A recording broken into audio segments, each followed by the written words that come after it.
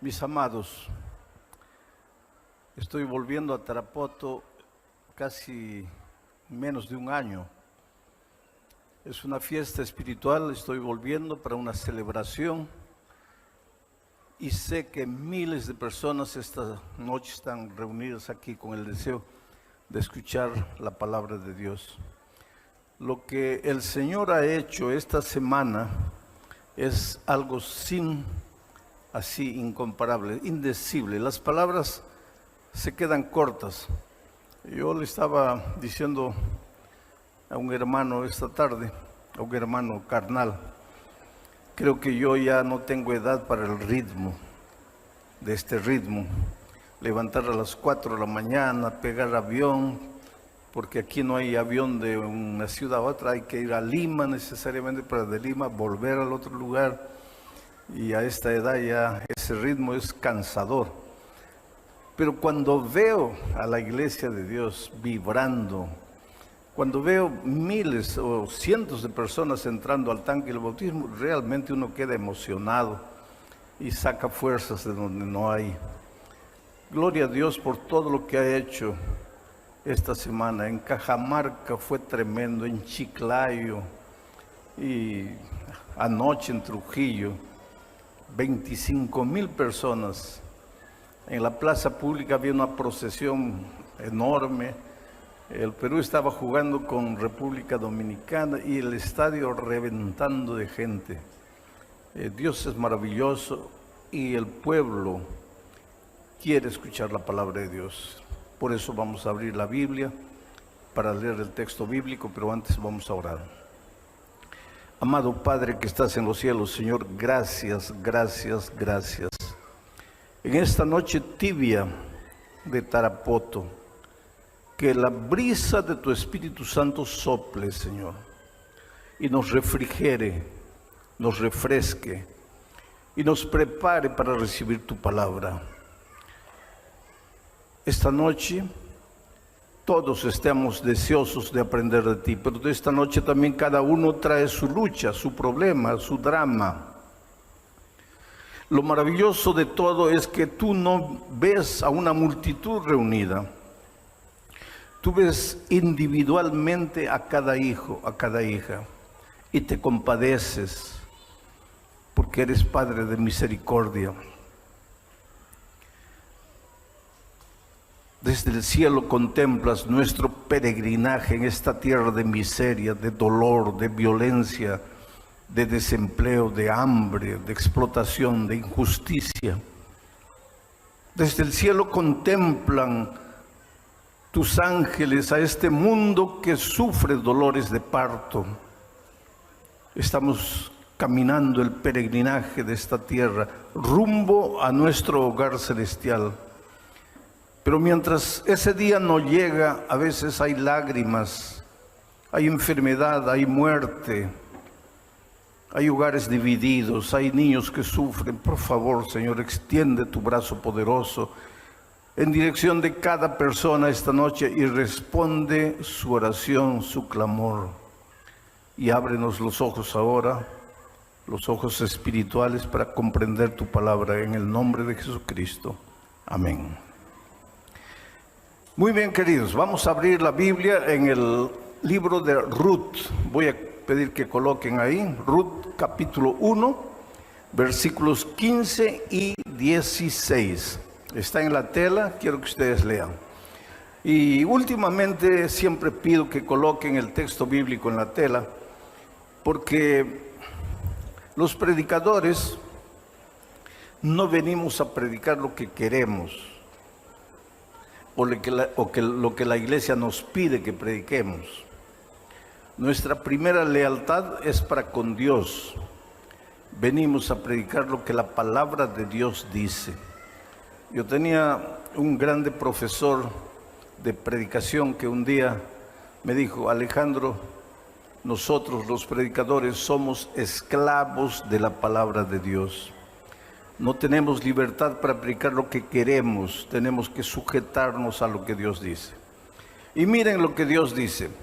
Solo que antes de leer el texto, Voy a pedir que saquen el texto de la pantalla porque quiero contarles un poquito el contexto de la historia para que ustedes entiendan de lo que se va a tratar el texto.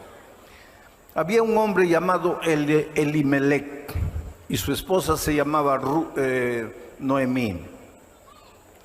Y hubo hambruna en la tierra donde ellos vivían. Y cuando hay hambre, la gente emigra a otro país, a otro lugar donde pueda vivir mejor.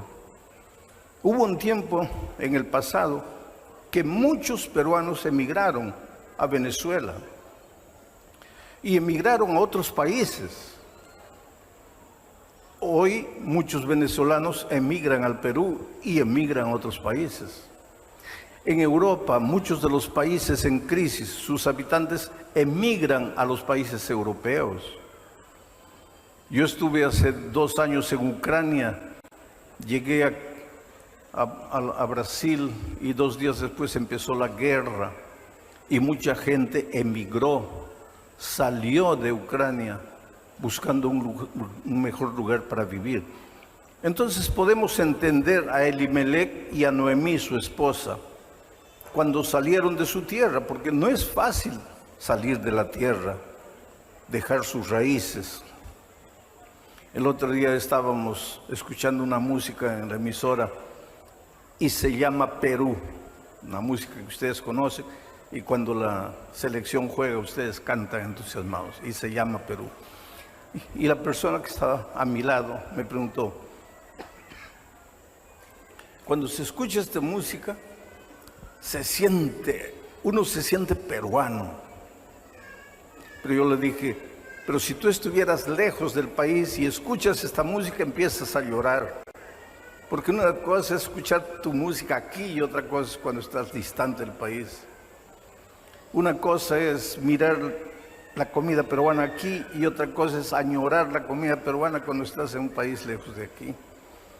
Nosotros, todos los seres humanos, somos amarrados a nuestra tierra, a nuestras costumbres, a nuestras tradiciones.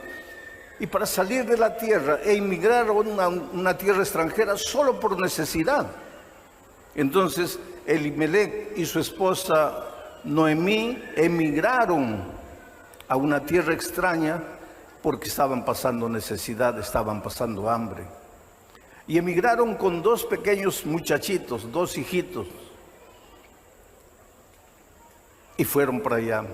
El tiempo pasó, los hijos crecieron y los hijos se casaron con 2 muchachas de aquel lugar. Una de ellas se llamaba Orfa y la otra se llamaba Ruth.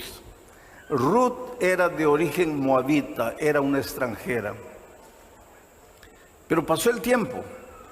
Murió Elimelec, el esposo de Noemí. Ella se quedó viuda con 2 hijos y con 2 nueras. Pero uno de los hijos murió y después murió el otro hijo. Y ahora se quedó solo Ruth con 2 nueras. Ella viuda, anciana, con 2 nueras, Orfa y Ruth. A esas alturas del tiempo ya la situación había mejorado en su tierra. Por otro lado, Noemí estaba viuda, con 2 nueras viudas. Entonces Noemí le dijo a ellas, mejor volvamos a mi tierra, porque por lo menos allá está mi familia. Por lo menos allá podremos sobrevivir, ahora volvamos. Y volvieron. Y caminaron hasta llegar a la salida de la ciudad. Era una parte alta así. Y ahí Noemí miró a las 2 muchachas, sus nueras, y les dijo, miren, ¿qué van a hacer ustedes en mi tierra? Una tierra extraña para ustedes. Mejor yo me voy sola. Vuélvanse a su tierra. Vuélvanse a sus padres. ¿Qué voy a hacer yo sola por ustedes? Orfa, una de las nueras, le dijo, suegra, gracias. Se abrazaron y Orfa regresó. Entonces, aquí viene el texto. Voy a pedir que coloquen el texto ahora sí. Y ahora ustedes van a entender el texto. Mira lo que dice. Y Noemí dijo, ¿a quién? A Ruth. He aquí tu cuñada, Orfa, se ha vuelto a su pueblo y a sus dioses. Vuélvete tú tras ella. Voy a analizar esta primera parte, versículo 15. He aquí tu cuñada ha regresado a sus dioses, a su pasado. Tú también vuélvete. Tú sabes que hay mucha gente que vive añorando el pasado. El pueblo de Israel era típico en eso. Israel había sido libertado de Egipto y estaba caminando rumbo a la tierra de la libertad, pero estaba peregrinando por el desierto, y cuando había una pequeña tormenta ya comenzaban a reclamar: Moisés, ¿para qué nos sacaste de Egipto? En Egipto éramos esclavos, pero por lo menos teníamos agua. Aquí nos has traído al desierto, tenemos libertad, pero vamos a morir de sed. Y Dios les sacaba agua de la roca. Ahí faltaba comida. Moisés, en Egipto éramos esclavos, pero por lo menos teníamos comida. Nos has traído para la tierra de la libertad, pero vamos a morir de hambre. Y Dios les hacía caer maná del cielo. Ahí reclamaban: Moisés, estamos comiendo solo maná, maná, maná. En Egipto por lo menos teníamos otras comidas. Nos has traído a la tierra de libertad y nos das solo maná, maná, maná. Y Dios les mandaba codornices. Y un día les mandó tantas codornices que dice que ellos comían codorniz hasta que se les salía por la nariz. ¿Por qué que el pueblo de Dios? Porque hoy día no somos nosotros. Somos Israel caminando en el desierto de esta vida rumbo a nuestro hogar celestial. Pero constantemente estamos mirando para atrás, mirando para atrás, mirando para atrás. Porque para el cristiano no es fácil peregrinar en el desierto de esta vida.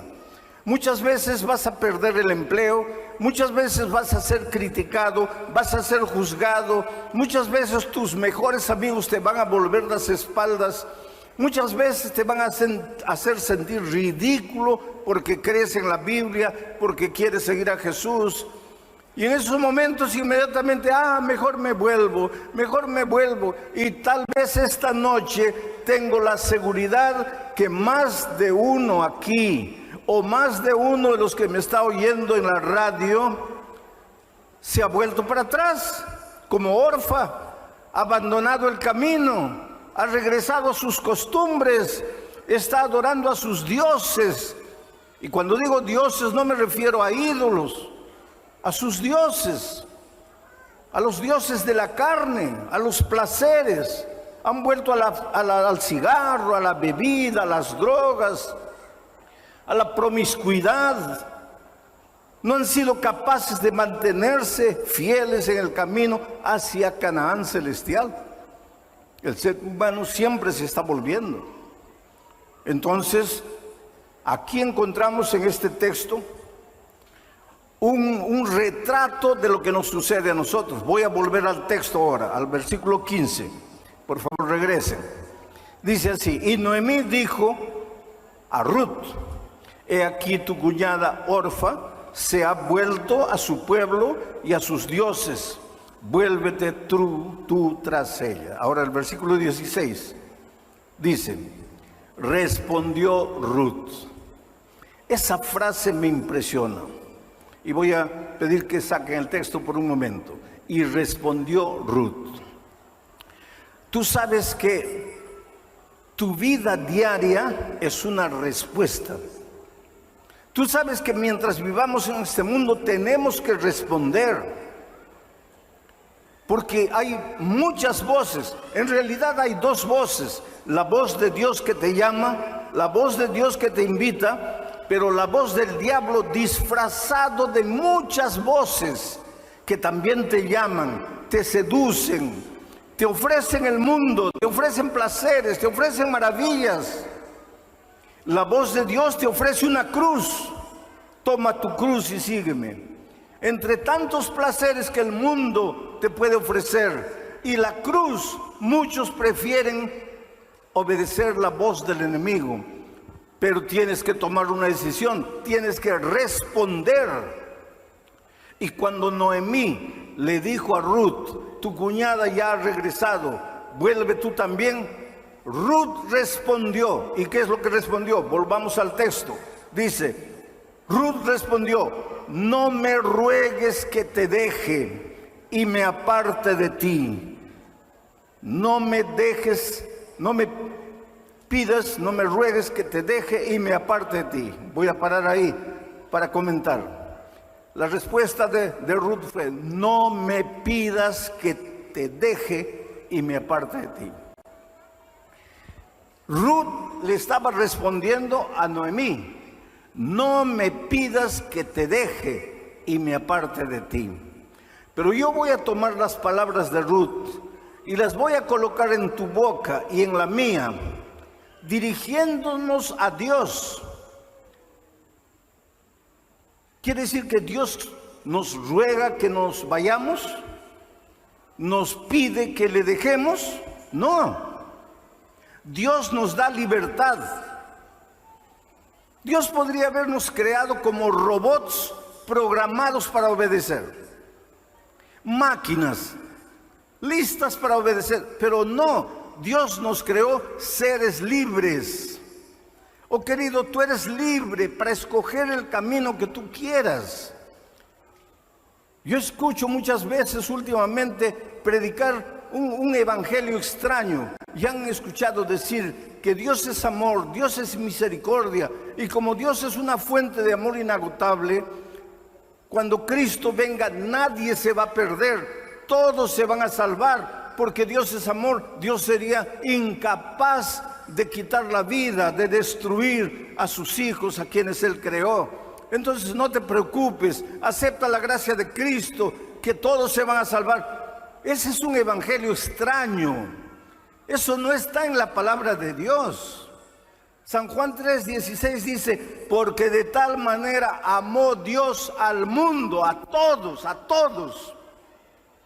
para que todo aquel que en Él cree no se pierda. Dios ama a todos, al mundo. Dios ama a los incrédulos, a los ateos. Dios ama a los perdidos, a los perversos, a los malvados. Dios ama al mundo. Pero solo se van a salvar los que crean en Él. No todos. Pero ¿cómo Dios, siendo un Dios de amor, va a permitir que alguien se pierda? No, Dios no permite. Dios te ha dado libertad. Por eso digo que esta noche voy a poner en tus labios las palabras de Ruth a Noemí, como si fueran palabras tuyas a Dios, diciéndole, Señor, tú me has creado con libertad. Yo puedo irme a donde quiera, pero por favor, yo no puedo irme. Yo no puedo dejarte, yo no puedo abandonarte, yo no puedo apartarme de ti. ¿Y por qué? Por una simple razón. Aquí está Dios y aquí está el territorio de la bendición, el territorio del amor, el territorio de la vida abundante. Si quieres vivir una vida plena, no salgas del territorio de la vida, no te apartes de Jesús. No te vayas para afuera, porque si yo me salgo, si yo dejo el territorio de la vida, si yo me alejo de Dios, naturalmente estoy entrando en el terreno de la muerte, en el terreno de la maldición. Aquí hay dolor, aquí hay sufrimiento.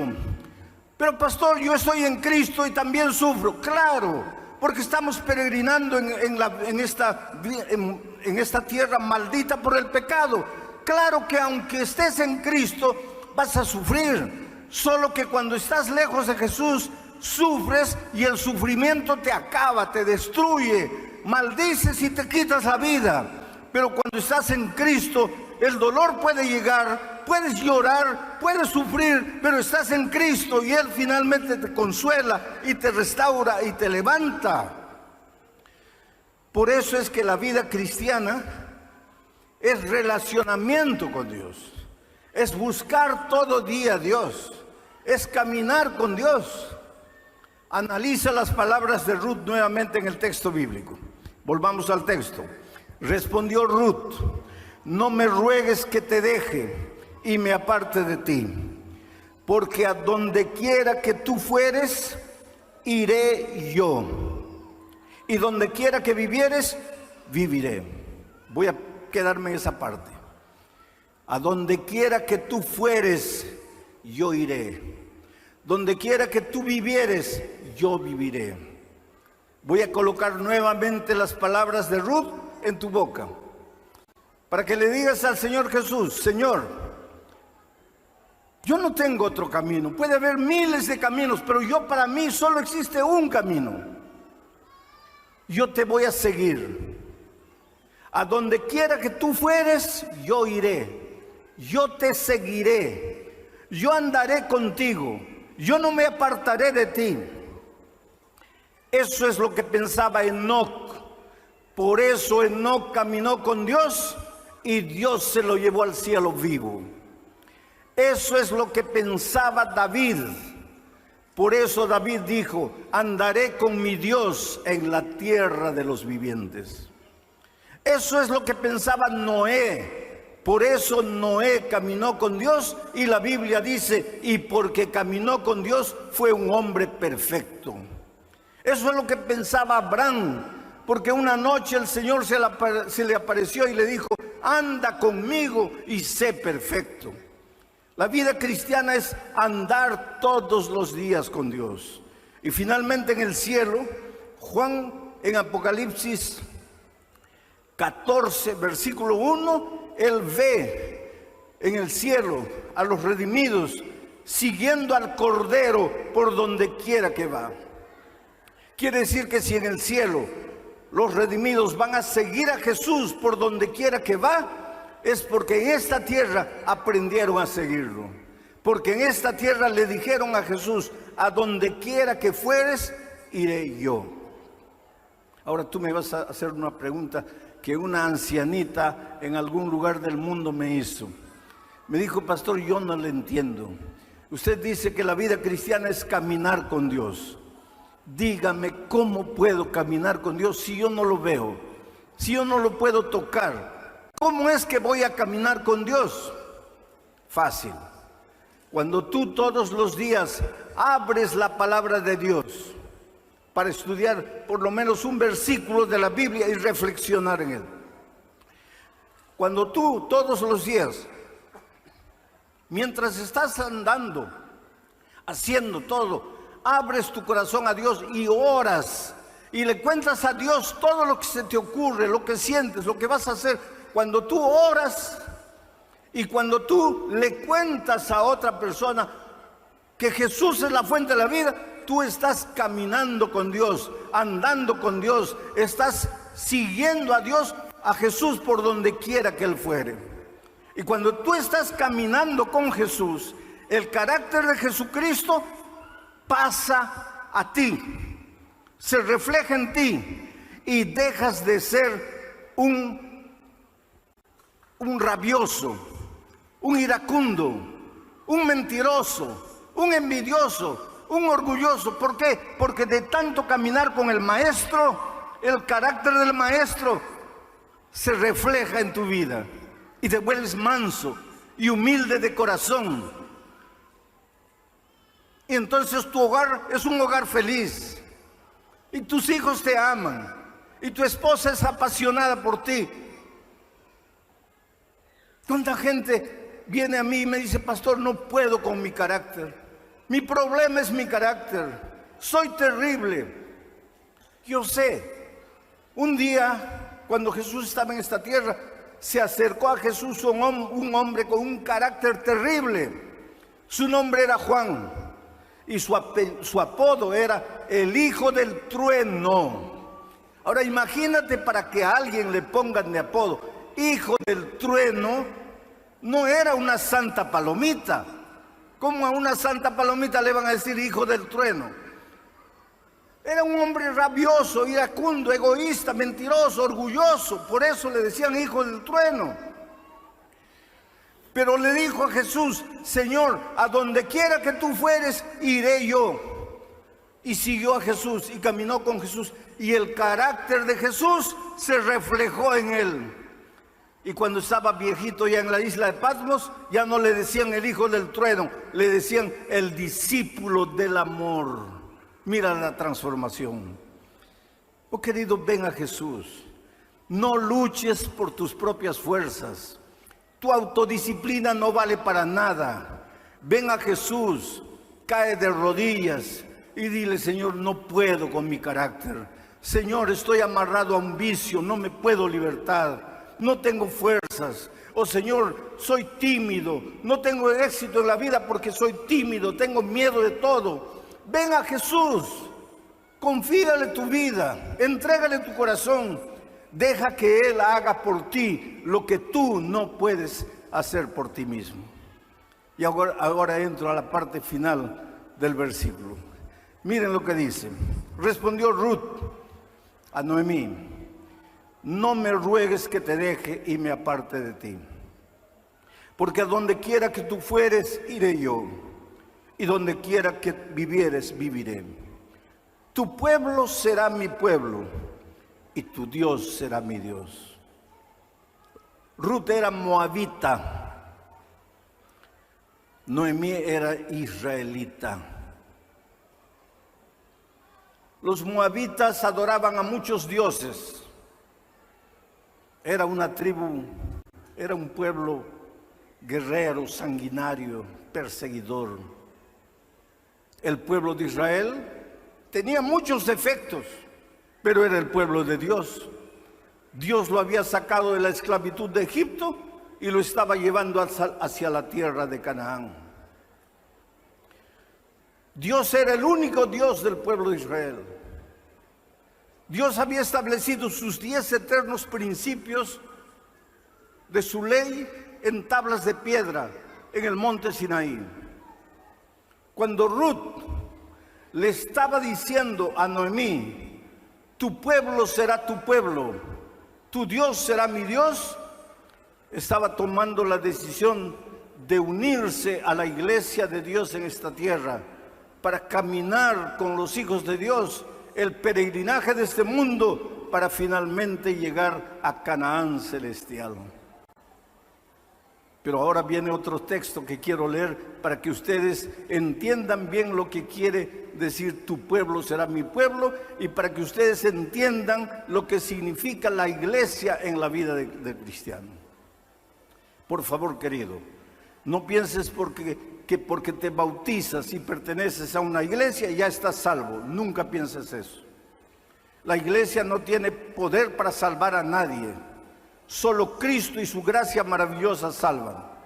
Pero por favor, no me digas que estás salvo en Cristo si no estás en su iglesia. Y ese principio lo establece Pablo en la epístola a los Efesios. Voy a pedir que coloquen el texto. Capítulo 2, versículos 15 y 16. Dice, hablando del Señor Jesucristo, Pablo dice que Él, Jesucristo, aboliendo en su carne las enemistades, la ley de los mandamientos expresados en ordenanzas. No dice que Cristo abolió en su carne los 10 mandamientos de la ley de Dios. No dice. Dice, abolió en su carne los mandamientos expresados en ordenanzas. ¿Cuáles eran esos mandamientos expresados en ordenanzas? Todas las instrucciones relacionadas a los sacrificios de corderitos que simbolizaban a Jesús. ¿Y por qué Jesús abolió en su carne esos mandamientos de ordenanzas, de instrucciones, de sacrificios? Porque pues al venir Jesús y ser clavado en la cruz, ya no era necesario instrucciones con relación al sacrificio de corderitos, porque ya no teníamos que ofrecer sacrificio. Ahora Cristo, el Cordero de Dios, había sido sacrificado. Por eso Él abolió en su carne los mandamientos expresados en ordenanza. Sigo leyendo. ¿Y para qué todo eso? Para crear en sí, en Cristo, para crear en sí mismo de los dos un solo pueblo, un solo hombre, haciendo la paz. Sigue. Y mediante la cruz reconciliar con Dios a ambos en un solo cuerpo, matando en ella las enemistades. Quiere decir que cuando Ruth le dijo a Noemí, tu pueblo será mi pueblo, aunque Cristo no había muerto, ella se estaba proyectando al futuro, a la promesa de Dios, porque dice el texto bíblico que acabo de leer, que Jesucristo fue clavado en la cruz del Calvario para unir moabitas e israelitas, para que no hayan pueblos divididos, para que haya un solo pueblo espiritual, una sola iglesia. Pero esa iglesia es la iglesia de Dios en la medida que esa iglesia tenga a Cristo como el centro de su mensaje. Cristo la base, Cristo el principio, Cristo el medio y Cristo el fin. ¿Y por qué? Porque sin Cristo no somos nada, porque sin Jesús no podemos hacer nada. Pero con Cristo, oh querido, con Cristo la vida cambia. En Río de Janeiro, un millonario dueño de una red de tiendas de ropa fue secuestrado. Permaneció 2 meses secuestrado. Los secuestradores pedían $2 millones para devolverlo. La familia no podía reunir esa cantidad de dinero, inclusive porque los secuestradores querían $2 millones, pero en billetes de $20. ¿Dónde iban a encontrar eso? Entonces, como pasó un mes y la familia no podía juntar el dinero, ellos le cortaron una oreja y mandaron una oreja para los familiares. El secuestrado solo logró durante los 2 meses del encierro, por una rendija, logró ver el rostro de un hombre moreno con una cicatriz en la cara. Fue al único que reconoció. Y ese rostro se le quedó marcado. Durante 2 meses fue maltratado, fue humillado. No le daban permiso para ir al baño, sucio en sus ropas. Le daban pizza para comer en esa situación deplorable. Fue una situación terrible. Finalmente hicieron los arreglos, entregaron el dinero y él fue abandonado en una carretera solitaria. La policía vino, lo llevaron a un hospital, la familia lo abrazó, pero él nunca más volvió a ser el mismo. Taciturno, no sonreía, nunca quiso contar nada para la policía. Por más que le preguntaban, parecía un zombi, un hombre sin alma, sin alegría de vivir. Después de unos meses en casa, comenzó a salir a la calle. Ya no le interesaban los negocios, la cadena de tiendas de ropa, nada. Los hijos cuidaban de todo. Pero él salía y desaparecía, nadie sabía. Aparecía a las 11 de la noche, a las 10 de la noche, volvía a la casa. ¿Dónde había andado? Nadie sabía. La esposa pagó un detective particular para seguirlo, para ver qué hacía, para ver a dónde iba. La esposa pensaba que él tenía otra mujer, pero no era verdad. El detective un día trajo el reporte y dijo, es un misterio, porque su esposo sale y camina por la calle mirando a todas las personas. Entra a los bares, se sienta, pide agua y se queda mirando a las personas. Después sale, entra un ómnibus, se sienta y observa a las personas, entra al tren, después se baja, solo anda y observa a las personas, pero no hace nada, no habla con nadie. ¿Qué misterio era ese? Él, lo único que recordaba era el rostro moreno con la cara cortada del único secuestrador que él logró ver, porque todos los otros estaban encapuchados. Un día, este hombre estaba a las 6 de la tarde, cuando la gente estaba saliendo del trabajo, parado en una esquina, en un bar, tomando agua, y de repente casi cae al suelo, porque ahí sentado en el bar, ve al moreno de la cara cortada. El corazón casi se le salió por la boca, pensó, me va a reconocer, y se escondió. Pero después lo empezó a seguir. El moreno tomó un ómnibus, él tomó el mismo ómnibus y fue atrás. Después de unas horas de viaje, el moreno saltó, él también saltó. Lo siguió. El moreno entró a una casa de 2 pisos de color amarillo y no salió. Entonces él dedujo, esa es la casa donde él vive. Al día siguiente volvió. Había unos muchachitos jugando en la calle, se acercó a ellos, les dio dinero. Les dijo, ¿ustedes saben quién vive en esa casa? Y ellos le dieron el nombre. Con ese nombre en la mano, ese hombre buscó a un equipo de matadores, sicarios, matadores de alquiler, y les ofreció mucho dinero. Les dijo, pero lo único que yo tengo es a este hombre, este es el nombre, vive en tal calle. Me avisen cuando los 5 están muertos, porque eran 5 los secuestradores. Pasó una semana, 2 semanas, 3 semanas. Una madrugada él estaba durmiendo cuando el teléfono suena y la voz del sicario del otro lado le dice, mira, toma el dinero, ya le habían dado 50%, pero toma el resto del dinero y ven corriendo, porque antes de desaparecerlos queremos que tú los veas. Y él salió disparado. La esposa preguntó, ¿a dónde vas? Él no dijo nada, desapareció y corrió. Y cuando llegó ahí estaban los 5 cuerpos. Y el sicario con una linterna en la mano le dijo, mira, míralos bien. Esos son los 5 que te secuestraron. Ahí estaba el moreno de la cara cortada, ya muertos. Pero cuando él fue yendo, el 5.º, cuando vio al 5.º,